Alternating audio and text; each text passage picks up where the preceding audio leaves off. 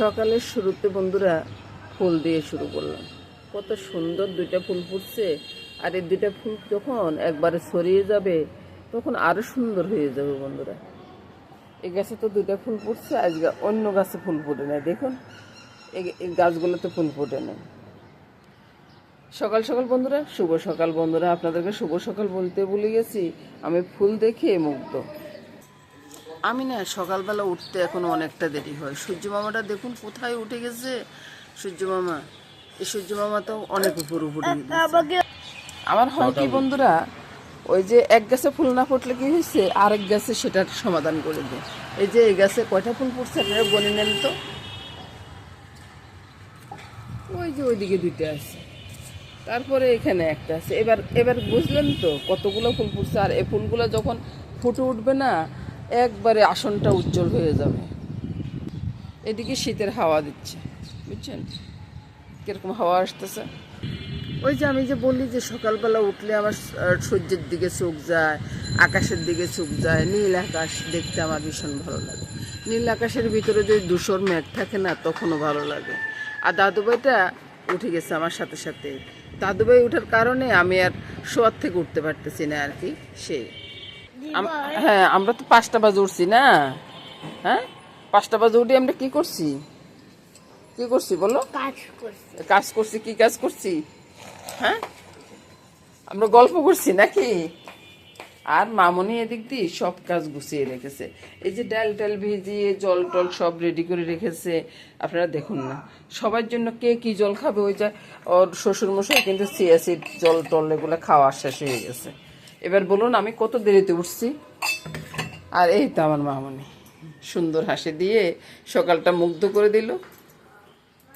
হাসিটা যদি না দেখি তাহলে কি আমার মন ভরে? আর আপনাদের মেশামশি কি করতেছে দেখুন তো। এই যে বিছনাটা মামনি গুছিয়ে গেছে, তারপরে ওনার না গোছালে নয়, বুঝছেন? ওনার কাজ হয়েছে এটা। এবার আমি যাচ্ছি স্নান করে পূজাটা সেরে, তারপর আমি হাঁটতে যাব। চন্দন পাই গো জয় রাধে, জাগো শ্যামের মনে মোহি বয়ঙ্গে চন্দন দিয়ে সাজো সাজো গোপাল তোমারে সাজাই, সর্বয়ঙ্গে তুলসী দিয়ে সাজো সাজো গোপাল তোমারে সাজাই, সর্বয়ঙ্গে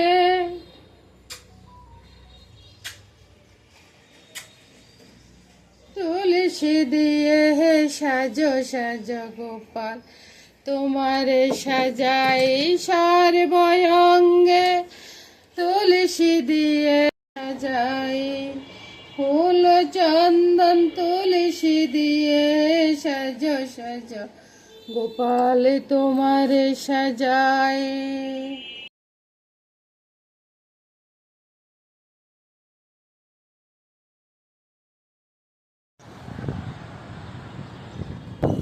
হাঁটতে আসছি, বুঝছেন? হাঁটতে এসে দেখা যাচ্ছে আমি বাতাসে উড়ে ফেলে দিয়েছি। সকালবেলা হেঁটে আসলাম, বুঝছেন?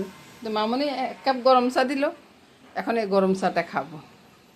তার আগে দেখাবো বন্ধুরা সব কিছু কি কি বাজার থেকে নিয়ে আসছি আর কি মামনি রেডি করে রাখছে, সব কিছু দেখিয়ে দিব। তো চাটা আগে খেয়ে নিই, তারপরে সে না সব কিছু দেখাবো। আর তারপরে হবে সকালবেলা জলখাবারের পরে এসে দুপুরবেলা রান্না। তো রান্নাটা কি করব সেটা দেখবেন। দেখতে হলে তো পুরো ভিডিওটা দেখতে হবে। তো আমি আশা করবো যে পুরো ভিডিওটা দেখবেন, দেখে একটু লাইক কমেন্টসটা করবেন, তাহলে আমার একটু ভালো লাগবে আর কি বন্ধুরা। তো আমার ভালো লাগলে ভিডিও করতে একটু উৎসাহ পাবো, সে আর কি। তো নমস্কার বন্ধুরা, সকালবেলা জলখাবার রেডি করতে আসি দেখি যে আমার মামনি কত কিছু করিয়ে এলেছে। এই যে আলুর তরকারিটা মামনি চিন্তা করতেছে, মামনিরা জিজ্ঞাসা করছি আর কি যে আলু সিদ্ধ করতেছে কেন। মামনি বলতেছে মা আলুর তরকারিটা আপনি প্রতিদিন দিলে প্রতিদিনই খাবেন, তো অসুবিধা কোন জায়গায় আছে? প্রতিদিন তো আপনার কাছে আলুর তরকারি ভালো লাগে। বলুন তো আমি আর কি অন্য কিছু খাই না? আমার মামনি কি আমরা শুধু আলুর তরকারি দিবা ভাত খাওয়াইবো, আবার রুটি খাওয়াইবো? আমি অন্য কিছু রান্না করুন না, চিন্তা করে নেবেন। তো তো বন্ধুরা করতেছে কি, ডিম দিয়ে প্রথমে চিন্তা করছি যে আলুগুলা ওই যে ইয়ে করবো, নিরামিষ করবো। তো পরে চিন্তা করলাম না, ডিম তো লগে দিয়ে দিই, আর ডিম আর পোস্ট করার দরকার কি, একসাথে হয়ে যাবে আর কি। আলুগুলো সিদ্ধ করে সব মশলা দিয়ে দিচ্ছি, ধনিয়া জিরা, তারপর আদা দিনে কিন্তু ধনিয়া জিরা, নুন, হলুদ, লঙ্কা, তারপরে আর কি আছে বাবা, ওই দারচিনি, এলাচি, তেজপাতা সবই দিয়ে দিচ্ছি, বুঝছেন। তো এবার এদিকে ফিরে দেন, এই যে ডিমগুলো আগে ভেজে নিতে হবে। তো ডিমগুলো তেলে ছেড়ে দিলাম বন্ধুরা, ফুটপাট করে ভেজে উঠুক।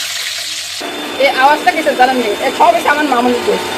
ও বন্ধুরা মামুনি ডিম মিল্কশেক করতেছে, তো ওই জন্য ব্লেন্ডারে করতে হলে তো এরকম আওয়াজ হবে, সেটাই আর কি। আমি একটু মামুনির সাথে দুষ্টামি করি, তো ওই জন্য আর কি। আপনারা আমার কথাগুলো শুনে নেবে। আর বন্ধুরা কালারের কথা চিন্তা করা লাগবে না, এই যে সবগুলো একসাথে দিয়ে দিলাম। আর ওই তেলটার কথা বলি নাই তো, তেলটা কালকে যে চিকেন ফ্রাই করছিলাম না, চিকেন ফ্রাই তেলটা রয়ে গেছে, আর ওই তেলটা দিয়ে দিচ্ছি এখন। ওই চিকেন ফ্রাইটা একটু গান ফিরে আসবে, আহা আর যে আলুর দমটা দারুণ লাগবে খেতে। এই আলুটা না বন্ধুরা, আলু বাদে চলে না। অনেকে বলেন কি আলু খেতে ইচ্ছে করে না, আলু খেতে ইচ্ছে করে না। আর ভাই আলু ছাড়া খাবিটা কি, এটা তো কেউ চিন্তা করে না।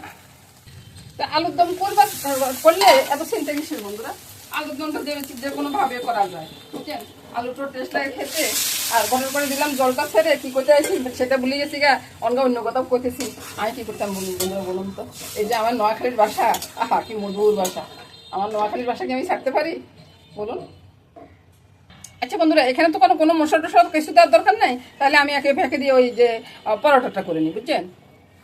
তো বন্ধুরা এদিকে রাখো, এদিকে তো পরোটাটা হচ্ছে বন্ধুরা। আর এদিকে দেখুন একবার তরকারির কালারটা একবার দেখুন, দেখলেন তো। আর এদিকে কে আছে দেখুন তো, আমার মামুনি, বুঝছেন। এরে বাবা রে, আমার হাত থেকে মোবাইলটা পড়ে যেতে লাগছে বাবা। তো এই যে আমি পরোটা বাজতেছি, বুঝছেন। পরোটা দেখুন তো, আপনাদের সাথে কথা বলতে বলতে নিচে দিয়ে একটু দাগ পড়ে গেছে, উনি কাজ করতেছে, বুঝছেন।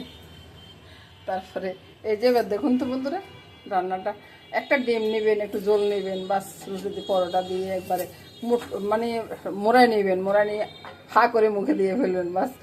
চলে আসলাম বন্ধুরা দুপুরবেলা রান্না নিয়ে। দুপুরবেলা রান্নাটা কী হবে সেটা দেখাচ্ছি।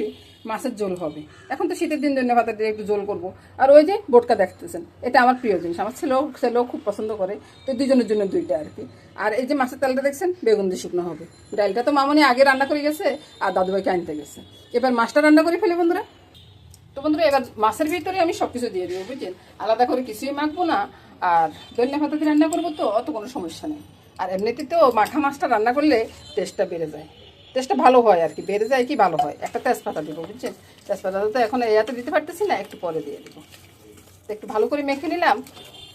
আর আপনারা চাইলে এখানে আদা জিরাটা দিতে পারেন, আদা জিরা দিলে একটা টেস্ট হবে, আর এভাবে রান্না করলে আরেকটা টেস্ট হবে, বুঝছেন। আর বাচ্চা পোলাপানের যদি থাকে তো এভাবে একবারে কম মশলা দিয়ে রান্না করবেন, দেখবেন যে বাচ্চা পোলাপানে খুব টেস্ট করে খেয়ে নিচ্ছে। ওই যে মরিচটা একটু কমাই দেবেন। তেজপাতাটা মাছের সাথে দিয়ে দিলাম, আর ফোড়নটা দিয়ে দিলাম তেলে, বুঝছেন। ফোড়ন ফুটো অব্দি অপেক্ষা করবো না, তাহলে ফুটো হয়ে যাবে। এ কথাটা খেয়াল রাখবেন, ফোড়ন ফুটো অব্দি অপেক্ষা করবেন না, তাহলে ফুটো হয়ে যাবে। এবার অনেক সময় আমার মামনি বলে যে ধনিয়া পাতা না দিয়ে এভাবে রান্না করবো নাকি, খুব টেস্ট লাগে ওর কাছে। আপনারাও করে দেখতে পারেন, মামনি যখন টেস্ট লাগে আপনাদেরও খারাপ লাগবে না। আর এর ফাঁকে আমি এই যে মাছের তেলটা আছে না, এটা থেকে এই যে মাছের আতুরি উজুরি এগুলো বের করে ফেলে দিব। এবার বন্ধুরা ঝোলটা দিয়ে দিচ্ছি, বুঝছেন। আপনার যতটুকু ঝোল প্রয়োজন পড়ে ততটুকু দিবেন। আমি যে বলবো যে আপনি অতটুকু দেন এটা আমি বলবো না। আপনি যদি মাখা মাখা খেতে ইচ্ছে করে তাহলে ওই রকমের খাবেন, আর যদি মাখা মাখা না খেতে ইচ্ছে করে তাহলে একটু ঝোল খাবেন। আমার সমস্যা কোথায় ভাই। তো এই তো বন্ধুরা, ঝোল দিয়ে একটু ঢাকা দিয়ে রেখে দিবেন। ঢাকা দিয়ে রাখলে নিচে যে লাগছে না ওটা ছুটে যাবে। এই তো বন্ধুরা মাছের ঝোলটা হয়ে গেছে, এবার নামিয়ে নিব। নামানোর আগে ধনিয়া পাতা দিয়ে দিই। আর এর ফাঁকে বন্ধুরা বেগুনটাও কেটে নিয়ে আসছি, বেগুনের সাথে টমেটো দিব। আবার ওই মাছের তেলটাও পরিষ্কার করে ফেলছি। অনেকে দেখি তেলটা পরিষ্কার না করে বড়া ভাজি অনেক কিছু করেন বন্ধুরা। এটা কি আসলে কি খাইতে ভালো লাগে নাকি তিতা লাগে, সেটা তো আমি বুঝতে পারতেছি না। আমার ইচ্ছা আছে আমি একদিন করে দেখবো।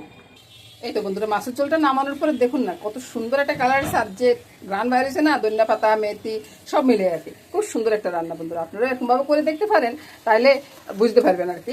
আর এদিকে আসুন, এবার বেগুনটা কেটে নিয়ে আসছি। এই যে মাছের তেলটা বললাম যে বেছে টেছে নিয়ে আসছি, দেখুন তো কত পরিষ্কার করে নিয়ে আসছি। এবার বেগুনে নুন হলুদটা মেখে নিব বন্ধুরা। এখানে লঙ্কার পাকটা খুব কম দিব। তারপরে বন্ধুরা নুন হলুদটা দিয়ে দিই না, নুন হলুদটা দিয়ে দিলে একসাথে মেখেটাকে বসিয়ে দিলে এটা আজকে কোনো পেঁয়াজ পড়বে না, বুঝছেন। পেঁয়াজ পড়বে না, কাঁচা লঙ্কা দিব ও আর মাছের তেল, এটার সেন্টে অনেকটা টেস্ট লাগবে আর কি। তো একটু চিনিও দিয়ে দিলাম, আপনারা চাইলে দিবেন, না চাইলে না দিবেন। একটু মেথি ফোড়ন দিয়ে সাথে সাথে ছেড়ে দেবো। এবার বন্ধুরা উল্টে পাল্টে রান্নাটা সেরে নেবো আর কি। রান্নাটা সেরে নেবো কি, এখন তো মাছের তেল দিনে, টমেটো দিনে, সব কিছু বাকি রয়ে গেল না। আর এর ফাঁকে মাছের তেলটা দিয়ে দিই, তাহলে মাছের তেলটা গুললে একটা সুন্দর একটা গ্রামের সৃষ্টি হবে আর কি। আর বাটিতে কিছু লঙ্কা টঙ্কা রয়ে গেছে, এগুলো দিয়ে দিলাম কাছে কাছে। তারপরে টমেটোটা একটু পরে দিব, তেল যখন বের হয়ে যাবে না, বেগুনগুলো একটু ভাজা ভাজা হবে, তখন আমি টমেটোটা দিয়ে দিব। এরকম একটা বেগুন ভাজি করবেন মাছের তেল দিয়ে, সবাই বাবা করবে, বুঝছেন বন্ধুরা? সবাই একবার কেটে কুটে খেয়ে নেবে। আগের দিনে নিমন্ত্রণ খাওয়াইছে অনেক সময়, বুঝছেন? আগ পাতে এই ডালের সাথে এই ভাজিটা দিয়ে দেবে। আহা, এর নাম হলো মাছের তেল ভাজা, বুঝছেন? পেঁয়াজ ছাড়াও পারেন, পেঁয়াজ দিয়েও পারেন, কোনো সমস্যা নেই। আপনার চাইলে পেঁয়াজও দিতে পারেন, আর আমি চাইলে পেঁয়াজ নাই দিতে পারি, বুঝছেন? তো দুটো দুরকম হলো আর কি। তো আপনার চাইলে এভাবে করতে পারেন, আর আমি চাইলে এভাবে করে ফেলতেছি। দেখেন তো কত সুন্দর একটা তেল ভাজা হয়ে গেল। এবার বন্ধুরা রান্নাটা হয়ে গেছে, নামিয়ে নিই। এবার গরম গরম ভাত নিয়ে বসুন, আমি তরকারিটা নিয়ে আসতেছি। আর নামানোর পরে এবার দেখুন তো বন্ধুরা, গরম ভাতের সাথে যা লাগবে না, দারুণ স্বাদ লাগবে বন্ধুরা।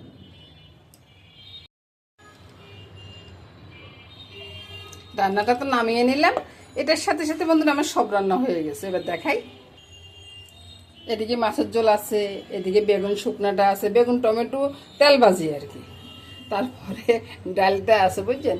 এ নিয়ে সব রান্না শেষ করে দিলাম বন্ধুরা। সবাই ভালো থাকুন, সুস্থ থাকুন, সুন্দর থাকুন। আগামী দিন কিন্তু আবার দেখা হবে। আমি কিন্তু প্রতিদিনের ভিডিও প্রতিদিনে দিই।